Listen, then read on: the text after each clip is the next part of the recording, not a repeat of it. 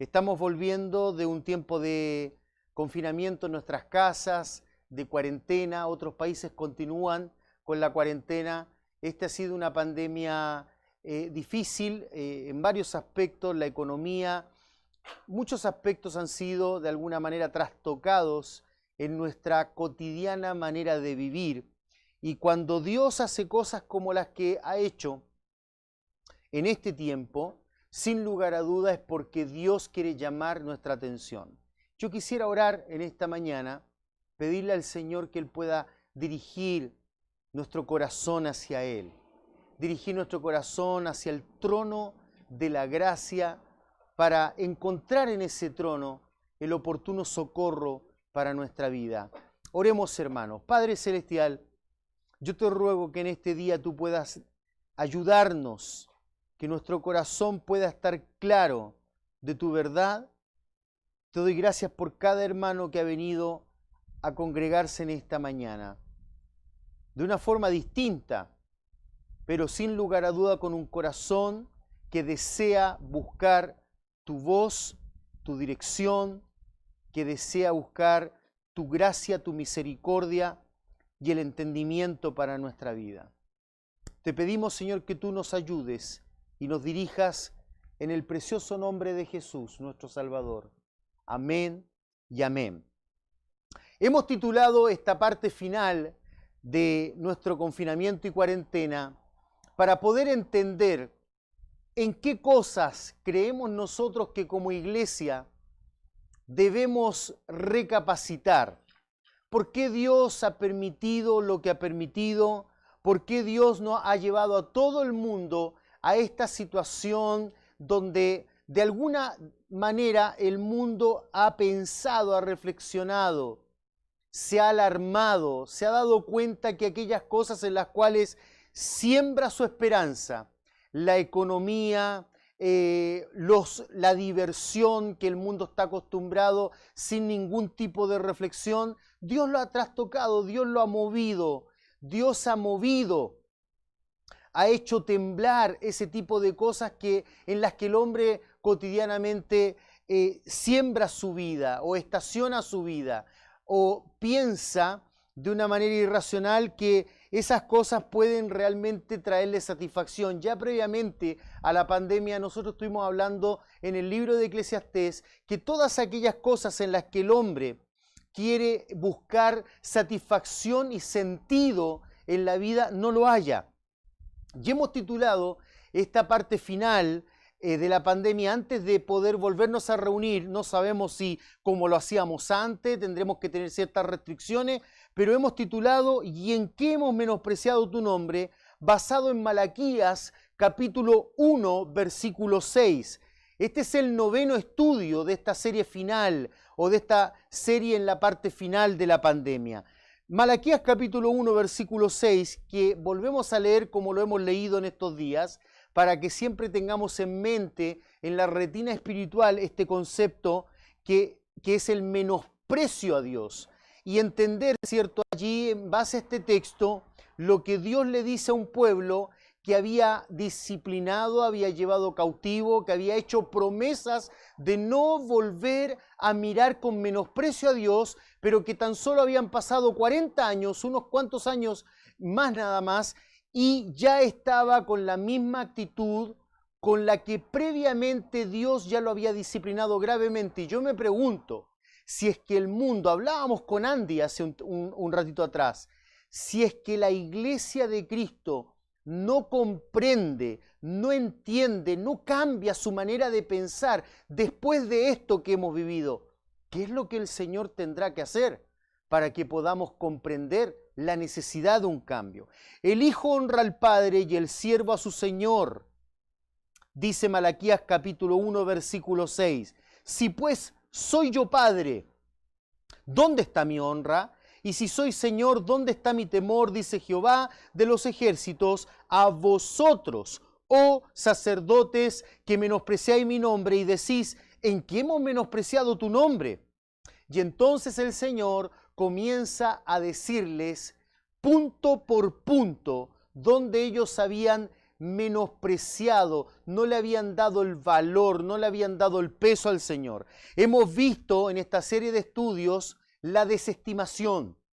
Es decir, hemos querido de alguna manera definir cómo el hombre desestima a Dios. No hemos abordado todos los aspectos, pero partes de ellos. Hemos hablado de que una de las formas en que el hombre desestima a Dios es a través de su falta de devoción. Desestimación, devoción. Son distintos eslabones de una misma cadena. También las dádivas. Muchas veces nosotros manifestamos ese menosprecio al Señor cuando tomamos lo que Él nos da solo para nuestro placer, sin ningún interés en la obra de Dios. También hemos hablado de la disposición, es decir, de que muchas veces nosotros como hijos de Dios, a diferencia de lo que deberíamos hacer, disponernos en servicio al Señor de una manera o con un corazón agradecido por todo lo que Él hace por nosotros. Lejos de eso, nosotros rehusamos tener un corazón dispuesto de servir a Dios. ¿Y por qué pensamos que sucede esto? Por falta de discernimiento. Ya es el tercer estudio en el que de alguna manera estamos hablando del discernimiento. Solo después de una restauración, decíamos la semana pasada, del alma, y en estos días nos hemos enfocado en eso, solo después de una restauración del alma se logra el discernimiento. Malaquías, quien está pensando en el pueblo de Israel, 400 años antes de que Cristo viniera a este mundo, y proyectivamente hablando de que Dios en un momento de la historia de la humanidad restauraría a Israel. Eso no ha sucedido todavía. Eso ocurrirá cuando Israel sea sometido a una prueba terrible que se llama la tribulación. Después de eso Dios establecerá el milenio, como se entiende escatológicamente hablando, es decir, hablando proyectivamente, proféticamente. Eso ocurrirá una vez que la iglesia sea arrebatada, Israel y todo el mundo sea sometido a una prueba que ni se compara a lo que estamos viviendo. Muchas personas hablan, ¿será el fin del mundo? Quiero decirte algo, no se compara a lo que vendrá. Y cuando eso venga, Dios comenzará a pulir a Israel, su incredulidad, su falta de devoción, su falta de discernimiento. Y es entonces donde Dios dice, entonces, ahí tenemos que trasladarnos hacia ese tiempo, el milenio, entonces os volveréis. Cuando pensamos en la palabra os volveréis, volverse, darse la vuelta, lo que estamos hablando allí es de un genuino arrepentimiento. No hay un genuino arrepentimiento sin volverse a Dios. Y cuando nos volvemos a Dios, es entonces que a la vez, simultáneamente, nos volvemos o damos vuelta a la espalda de aquellas cosas que nosotros creíamos que podían satisfacer nuestra vida. Dice, entonces os volveréis, y nota lo que dice aquí, y discerniréis. La palabra ra. Hay muchas palabras que en el hebreo se traducen por discernimiento, entendimiento, que son sinónimos, que de alguna manera hablan del mismo aspecto, la capacidad de darse cuenta. Y esta palabra que utiliza aquí Malaquías, decíamos la semana pasada que es la palabra raá. Es una palabra que da la idea de ver, poder ver con claridad, percibir. Y nota qué es lo que el pueblo discerniría o vería o entendería en un momento de la historia y que de alguna manera se aplica a nosotros a la iglesia, porque al igual que el pueblo de Israel, nosotros tenemos que tener estas virtudes en nuestra vida. Y dice, entonces discerniréis la diferencia entre el justo y el malo. Es decir, entre aquel que hace lo correcto y aquel que actúa impíamente, pecaminosamente. Nota lo que dice, entre el que sirve a Dios y el que no le sirve. Entonces, ¿por qué muchos en la iglesia de Cristo a través de todos estos años no sirven a Dios?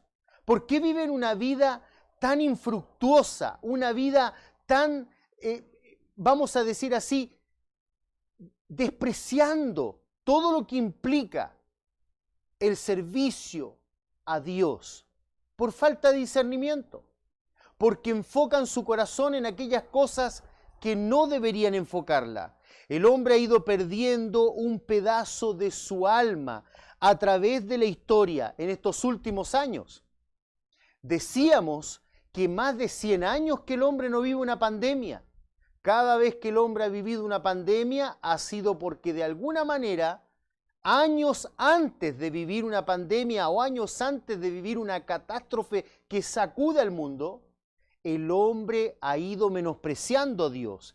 Y el hombre, a través de su menosprecio en todos estos años, antes de vivir esta pandemia que hoy estamos viviendo, 100 años antes, la pandemia que vivió la humanidad se llamó la peste española, y así a través de la historia han habido distintas pandemias o distintas catástrofes que han sacudido el corazón del hombre. Y el hombre a través de estos años ha ido perdiendo un pedazo de su alma a través de la historia, hasta llegar a enceguecerse cada vez más. Por ejemplo, en los años 60 los hombres perdieron la autoridad. Fueron años de protestas, lo que se conoce como el Mayo francés, como el feminismo, que hoy día también está en boga, donde los hombres protestaron en contra de la autoridad, para después en los años 70 o en la década del 70, perder también el amor. Fue una década del placer, sin responsabilidad. El movimiento hippie hablaba del amor, pero no del amor verdadero, del amor sin condiciones, el amor meramente carnal. La época del yoísmo, del auto, es decir, de la autosuficiencia, autoestima, autocontemplación, para llegar de los 70 a la década de los 80, donde obviamente el hombre perdió la esperanza, sin inocencia, sin autoridad, sin amor verdadero. Y llegamos entonces a la década del 90, donde el hombre perdió la capacidad de razonar, sumido en lo virtual, en los videojuegos, los clics sin esfuerzo y paciencia de un computador, para llegar entonces al nuevo milenio del que ya hemos vivido 20 años, el nuevo milenio lleno de violencia e insensibilidad. Enciende el televisor y se dará cuenta que por ir dejando precisamente aquellas cosas que Dios le dice al hombre que no puede dejar, es como llegado a estar como estamos hoy, y Dios necesita sacudir la humanidad. Aunque sabemos que muchos no entenderán e insensiblemente no comprenderán el llamado de atención de Dios. Pero esto, mis amados hermanos, que ya el hombre ha comenzado a vivir en lo más alto del apogeo, al punto que en cualquier momento estamos convencidos, no sabemos cuándo. La Biblia no dice que habrán señales para el arrebatamiento, pero yo creo que en cualquier momento podemos nosotros volar con el Señor. No sabemos si será dentro de este año, 10 años más, 20 años más, 30 años más. Eso es muy poco comparado con la historia de la humanidad, pero pronto volaremos con el Señor. Pero este tipo de pensamiento de menosprecio tiene mucho tiempo en la historia del hombre. Por ejemplo, el físico, matemático y teólogo defensor de la fe del siglo XVII, un siglo muy oscuro, donde comenzó la época de la Ilustración. ¿Qué significa la época de Ilustración? Que el hombre dejó a un lado a Dios para pensar que él tenía todas las respuestas. El físico francés Blaise Pascal dijo con atinada lucidez, es decir, con discernimiento, a la Francia de aquel entonces, del siglo XVII, sumida en la oscura cultura atea de la Ilustración. Él dijo lo siguiente: en vano, oh hombres, buscáis en vosotros mismos, es decir, en vuestro corazón, el remedio a vuestras miserias. Todas vuestras luces no pueden llevar sino a conocer que no es en vosotros o en nosotros mismos donde encontraremos la verdad ni el bien. Vuestras principales enfermedades son el orgullo, por lo cual el hombre no quiere ningún tipo de autoridad, menos Dios, que os arrebata de Dios, dijo Pascal, y la incontinencia o el deseo de dar rienda suelta al placer, que os ata a la tierra. Orgullo e incontinencia demuestra la falta de luz, dice Blaise Pascal, en el hombre. Todo hombre que vive en esta vida con orgullo e incontinencia demuestra la falta de entendimiento. Orgullo e incontinencia, los grandes signos de la falta de discernimiento, de entendimiento de la verdad de la vida en el hombre de hoy. Esta, mi amado hermano, es una cultura individualista y egocéntrica, ególatra. Individualista porque los hombres de hoy, los jóvenes de hoy, solo buscan satisfacer sus deseos. No les importa absolutamente ningún signo de autoridad, ni ningún referente de autoridad. Ellos creen ser su propia autoridad y todos nosotros de alguna manera hemos sido arrastrados por esta cultura. Los cristianos también han sido arrastrados por esta cultura. Los cristianos han sido infectados con mensajes pseudo cristianos que se han introducido en la iglesia y han tenido cabida en el corazón del hombre. ¿Sabe por qué? Porque el hombre busca su autogratificación, porque el hombre busca sentirse bien.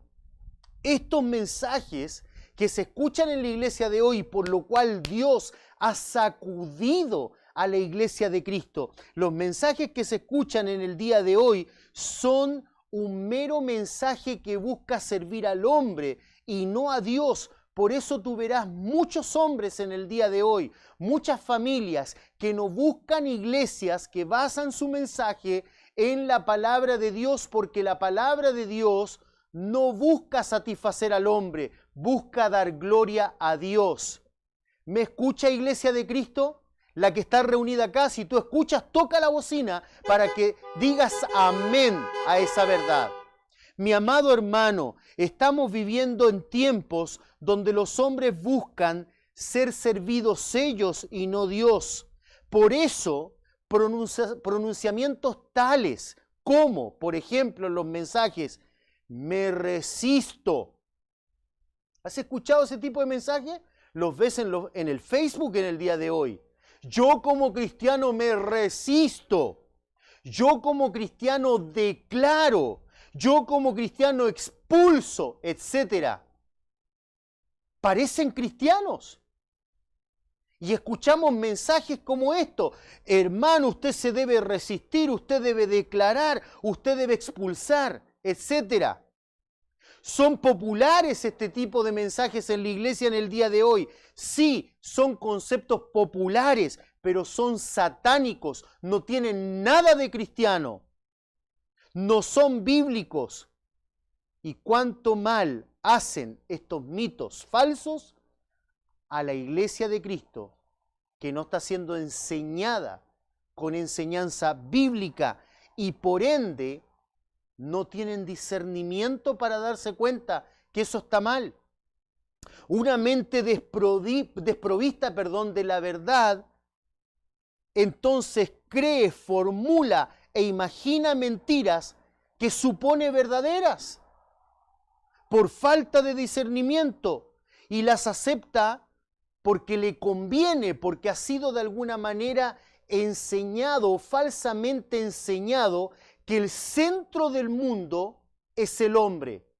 Mi amado hermano, el centro del universo es Dios.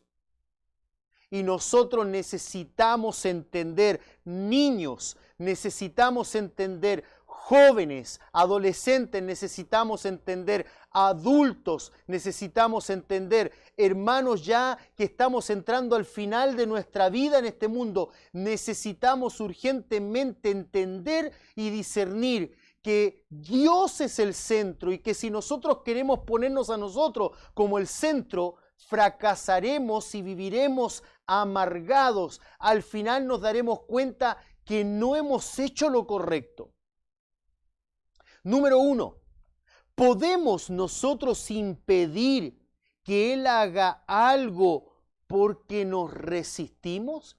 Analicemos, hermanos, este tipo de enseñanzas que no tienen cabida en la palabra de Dios y que por ende nos encontraremos entonces en frustración porque nadie puede ir en contra de Dios. ¿Podemos nosotros resistirnos a una situación que Él ha determinado que vivamos? ¿Somos nosotros más fuertes que Él, como dice Pablo en 1 Corintios capítulo 10, versículo 22? Aun cuando Job entendía el motivo de su sufrimiento como algo que él pensaba que no era justo desde su perspectiva humana, sin entender que Dios estaba trabajando, asumió lo que estaba viviendo y concluyó en lo siguiente. Job capítulo 9, versículo 4 dice lo siguiente. Job capítulo 9, versículo 4. Job está hablando de Dios, dice, Dios, Él es sabio de corazón y poderoso en fuerza. ¿Quién se endureció contra Él y le fue bien? Literalmente ahí el concepto ya ha quedado ileso, sin ningún tipo de rasguño en el alma, ileso. Mi amado hermano, no podemos nosotros resistirnos a la voluntad de Dios. Hay algunas personas o creyentes, entre comillas, en medio de esta pandemia que dicen, no, a nosotros no nos va a pasar ningún mal. ¿Por qué? ¿Y si a Dios le place que nosotros vivamos o pasemos por algún mal? ¿Somos nosotros más fuertes que Dios, que podemos resistirnos a Él, el vaso de barro ante el alfarero? ¿Por qué tenemos esos conceptos? Porque nosotros queremos ser nuestros propios dioses y escribir nuestra propia historia sin entender que es Dios el que determina sobre nuestra vida y el hombre necesita someterse a Dios. Job dice, Él sabe lo que hace, no importa lo que yo piense, y es poderoso para hacerlo. En eso se simplifica el concepto de Job. Número 2, ¿qué podemos nosotros, hermanos? Escúcheme bien, si a usted le han envenenado con ese concepto de que el creyente puede declarar, y entonces cuando declara, es como si fuera un Dios que crea una nueva realidad. Falacias, mentiras, insensateces, imaginaciones que no encuentran asidero en la palabra de Dios. ¿Qué podemos nosotros declarar? Nosotros, con la plena certeza que lo que declaro es entonces la voluntad de Dios o que Dios se va a someter porque yo declaré algo. Tremenda necedad decir algo como eso, mi hermano. Pero los cristianos de hoy lo dicen por falta de discernimiento espiritual. Lo dicen por falta de conocimiento de la verdad de Dios. Dice Romanos capítulo 11, versículo 34. Esto sí es lo que dice la Biblia. Porque ¿quién entendió la mente del Señor? ¿Entiendes tú la mente del Señor? ¿Sabes cuáles son sus propósitos en la vida? ¿Sabes si Él necesita meterte en una situación, ponerte en un momento de aprieto, en una crisis, porque Él está moldeando tu vida? Dios no quiere tu bienestar en este mundo meramente porque sí. Dios quiere crear en ti un corazón que entienda la verdad de Dios porque Él tiene un plan realmente maravilloso para la eternidad, para estar juntamente contigo. Dios está haciendo una obra en ti y muchas veces esa obra requerirá quebrar tu corazón. ¿De qué te sirve declarar? lo que no es la voluntad de Dios. El único que declara desde el trono del cielo es Dios, y Él hace lo que quiere con sus criaturas. Pero ¿sabes cuál es el problema? Que nosotros hemos sido afectados con la manera de pensar humana. Y entonces nosotros pensamos o creemos por falta de discernimiento que nosotros somos más sabios que Dios. Pablo dice, porque ¿quién entendió la mente del Señor o quién fue su consejero? El mismo Job en el capítulo 21, versículo 22, Job capítulo 21, versículo 22 dice, ¿enseñará a alguien a Dios sabiduría? ¿Alguien le dirá a Dios cómo hacer lo que tiene que hacer?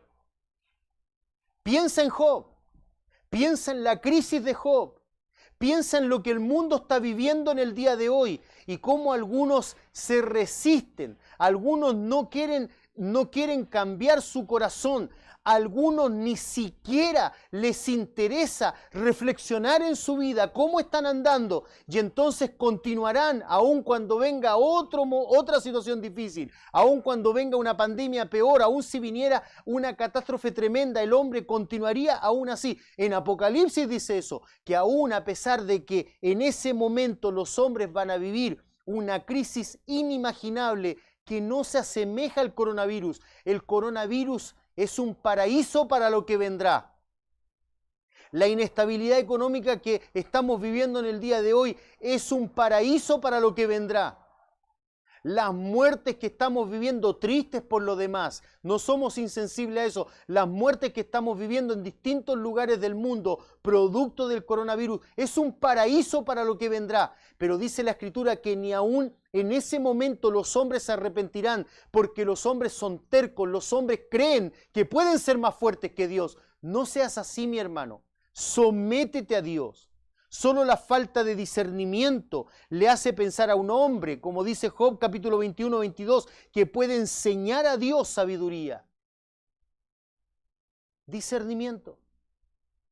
Ha llegado el momento que tú tengas discernimiento. Y el discernimiento solo se obtiene, no solo escuchando la verdad de Dios, sometiéndote a ella, abrazándola como la única verdad. Nosotros no debemos declarar, sino esperar pacientemente en Dios. Nosotros no somos nadie para declarar, nuestro único rol es esperar pacientemente en Dios, que Él haga su perfecta voluntad en nosotros como vasos de barro en su mano. Romanos capítulo 8 es interesante porque ahí en Romanos capítulo 8 lo veremos posteriormente en otro estudio. Ahí en Romanos capítulo 8 dice que la carne se resiste a los designios del Espíritu. Por eso es que vemos el mundo como está hoy. Se resisten en la carne, ellos quieren satisfacción ahora ya, satisfacción sin Dios. No hay satisfacción sin Dios. Solo en el final del camino encuentras un vacío absoluto sin Dios. Pero ahí en Romanos capítulo 8, versículo 26, ya hablaremos y desarrollaremos más Romanos capítulo 8, pero en el versículo 26 dice, y de igual manera el Espíritu nos ayuda en nuestra debilidad, pues que hemos de pedir como conviene, dice Pablo. El hombre tiende a pedir algo que no necesariamente entiende o que él cree que le conviene. Pero ¿sabe lo que dice Dios? No le conviene. Esa palabra convenir allí da la idea en el griego de algo que es necesario, lo que llevará a un buen fin. Es decir, hacer algo, pedir algo, que se te otorgue algo que te llevará a un buen fin. Y muchas veces nosotros creemos que eso que estamos pidiendo tendrá un buen propósito, pero Dios sabe, en su infinita sabiduría, ¿habrá alguien que pueda enseñarle a Dios? Que no te va a llevar a ningún fin. Pero la falta de discernimiento te hace pensar que tú eres más sabio que Dios. Y dice Pablo, y de igual manera el Espíritu nos ayuda En nuestra debilidad, pues que hemos de pedir como conviene, no lo sabemos, pero el Espíritu mismo intercede por nosotros con gemidos indecibles. Es decir, no hay ningún lenguaje que pueda expresar lo que el Espíritu dice ahí en el trono de Dios, intercediendo por nosotros, por los creyentes. Versículo 27, mas el que escudriña los corazones sabe cuál es la intención del Espíritu Santo en mayúscula, dice Espíritu allí, porque conforme a la voluntad de Dios intercede por los santos. ¿Entiendes eso, mi hermano? Pero solo eso, solo la aceptación de eso, más bien dicho, te lo dará el discernimiento espiritual. Es como el discernimiento innato que tiene una madre o un padre cuando, por ejemplo, aquí tenemos algunos hermanos. Aquí está Santiago y Edith. Santiago y Edith están por ahí, a ver si tocan la bocina. Ahí están. ¿Sabes? Santiago y Edith tienen un baby. También está aquí Miguel y Dominique, que tienen otro baby. ¿Está ahí Dominique? Y Gabriel toca la bocina, Gabriel y Dominique. A ver. Ahí está Gabriel y Dominique. ¿Sabes qué? Muchas veces nosotros tenemos un baby, yo tuve babies también, ahora mis hijos están más grandes, pero uno le pone el dedo al baby y, ¿sabes? El baby comienza a succionar el dedo. Y él cree que el dedo es sabroso. ¿Qué tenemos que hacer nosotros? ¿Cortarnos el dedo y dárselo al baby? No, nosotros sabemos allí que el baby tiene hambre. Y sabes, cuando nosotros le quitamos el dedo al baby comienza a llorar molesto. Él piensa que nosotros hemos sido crueles con él. Pero nosotros le hemos quitado el dedo para ir a preparar su leche caliente para que él disfrute de algo mejor que el dedo. Te puedo asegurar que si el baby se empieza a comer el dedo, va a decir, esto es algo malo que yo creí que era bueno. Bueno, eso es lo que hace Dios con nosotros. Nosotros queremos un dedo, pero Él tiene una leche caliente y exquisita para nosotros, que nosotros no entendemos. Número 3, ¿qué podemos nosotros expulsar? ¿Has visto en las redes hoy esas expresiones? Mi amado hermano, es interesante, yo siempre indago en las redes de alguna manera porque me permite ver cómo el mundo de hoy piensa. Es de alguna manera una radiografía social las redes y sobre todo de muchos cristianos que expulsan. Yo expulso el coronavirus de mi casa. ¿En serio? Falta de discernimiento. Yo expulso el mal de mi vida y yo declaro que de aquí a unos días más esto sucederá. Yo declaro que tú no perderás el trabajo. ¿En serio? Y si Dios en su soberanía entiende que necesitamos el mal para traer bien a nuestra vida,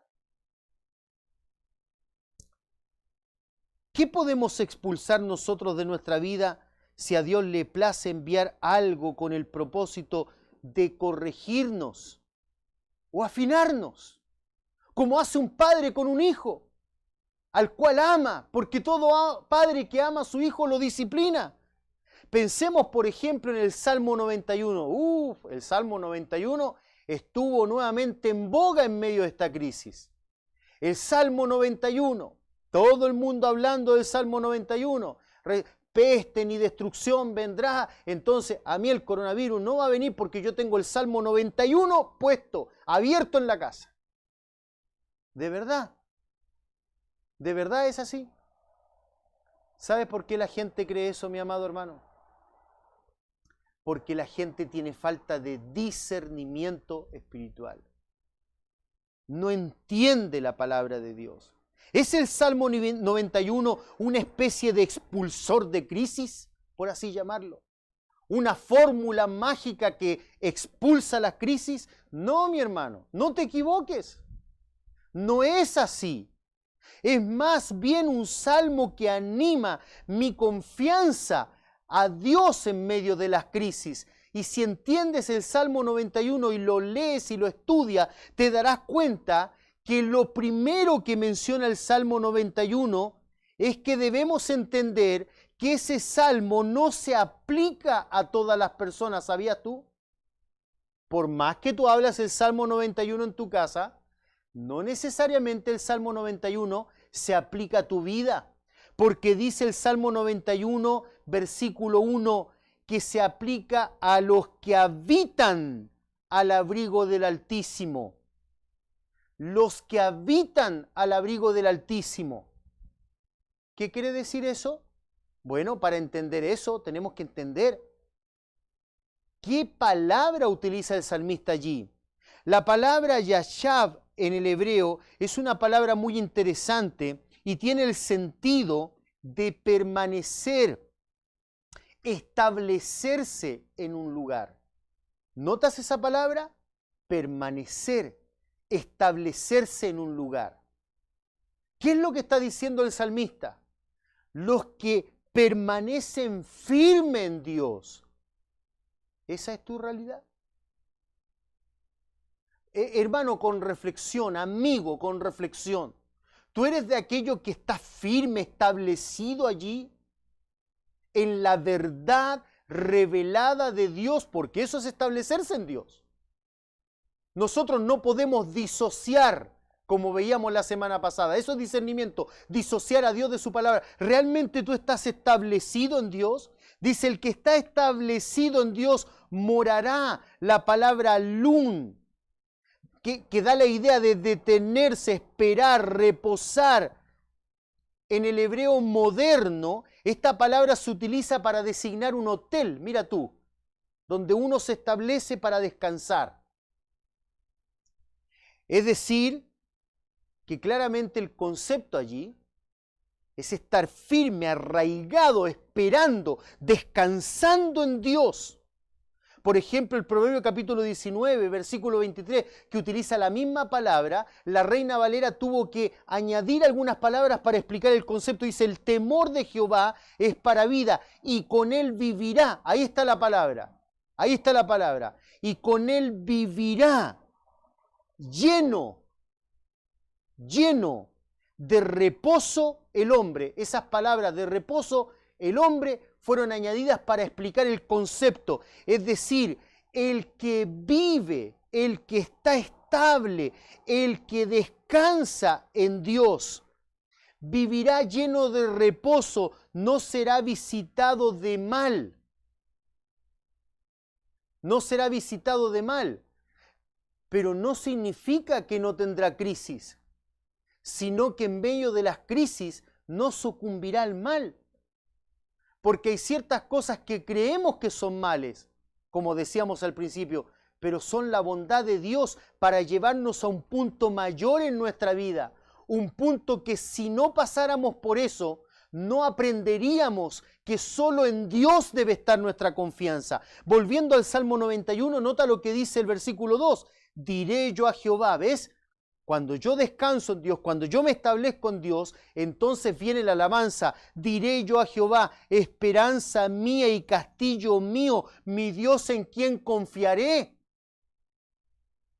Lo segundo que debo entender, a considerar en este salmo, es que precisamente de la forma en que se toma este salmo en el día de hoy, un salmo como un antídoto para no pasar ningún tipo de crisis, es precisamente como el diablo lo utilizó en lo que entendemos por la tentación del Señor.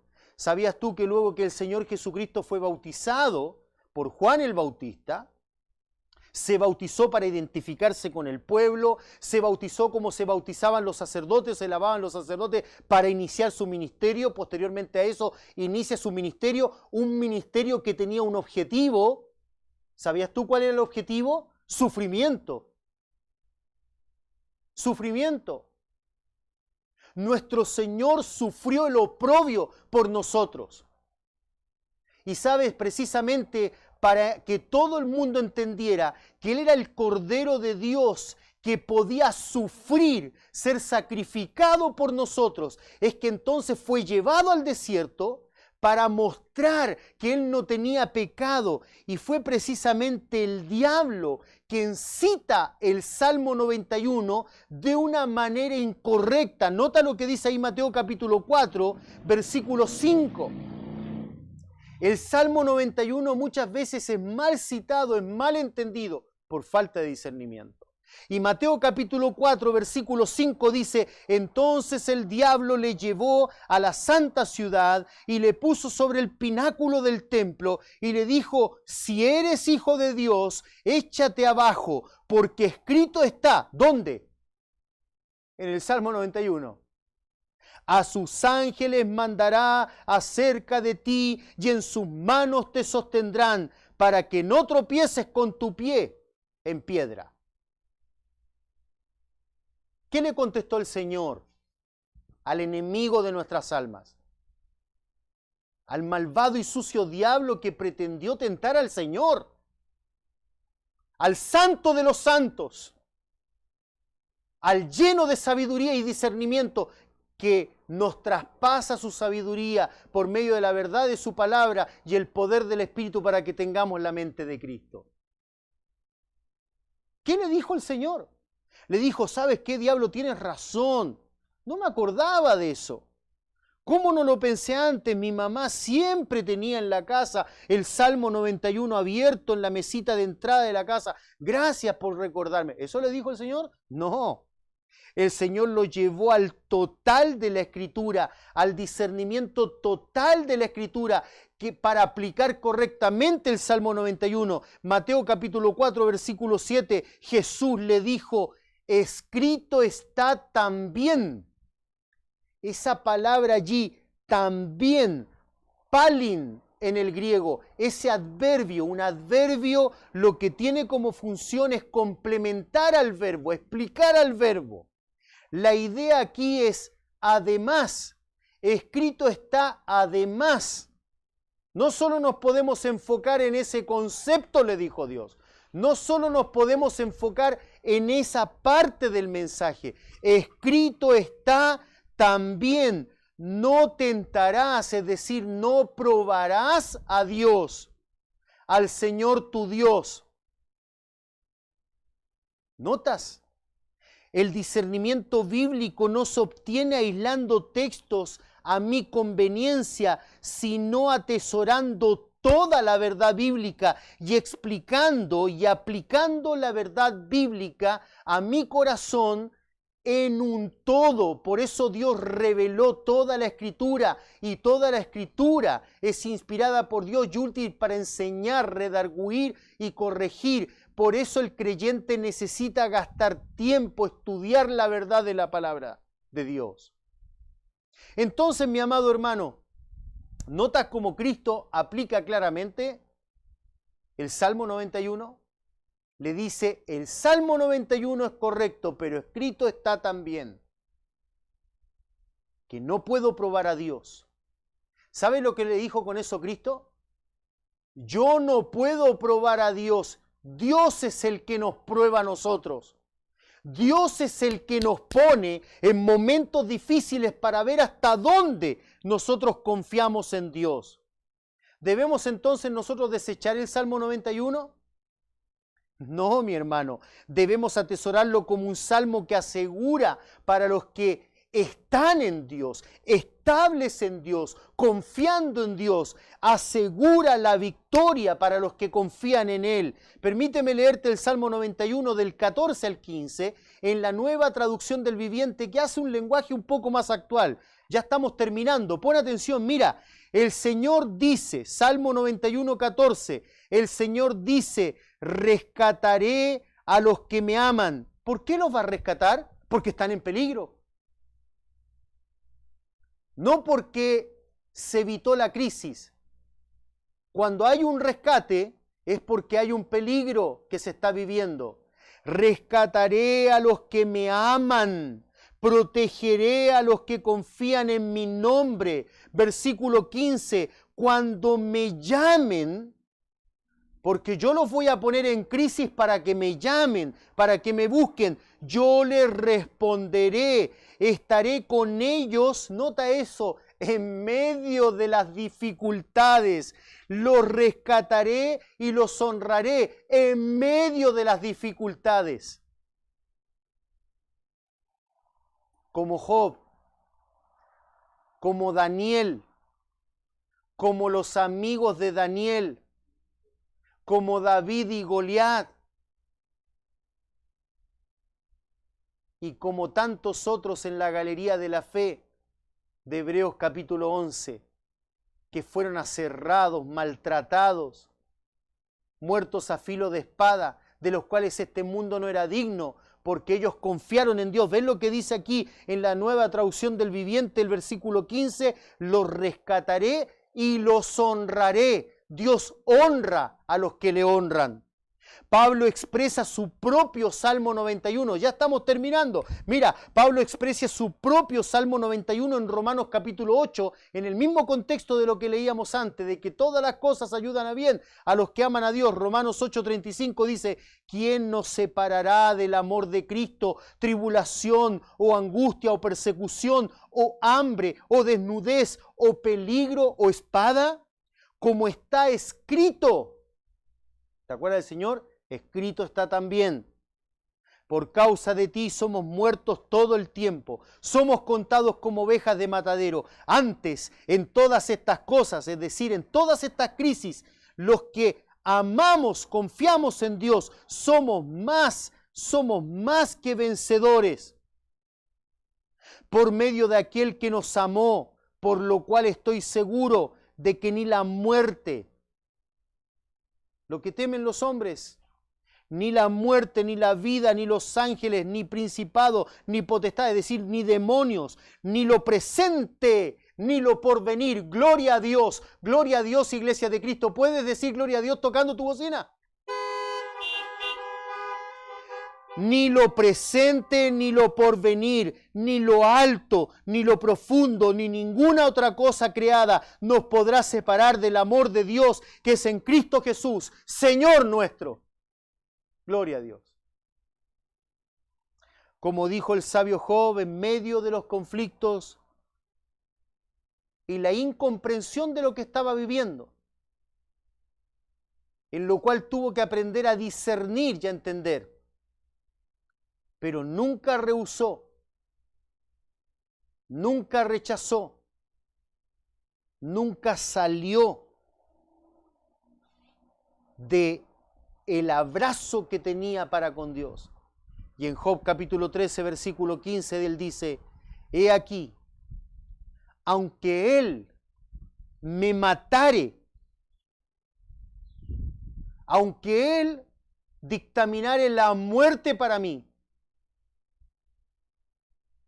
Joven el día de hoy diría: aunque el coronavirus me lleve a la muerte, aunque las circunstancias difíciles me lleven a momentos difíciles, en Él esperaré.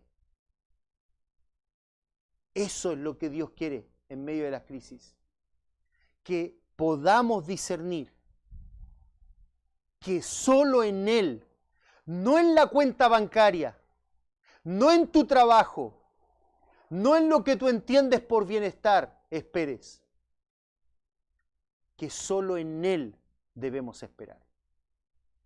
Que el Señor bendiga su palabra. Amén.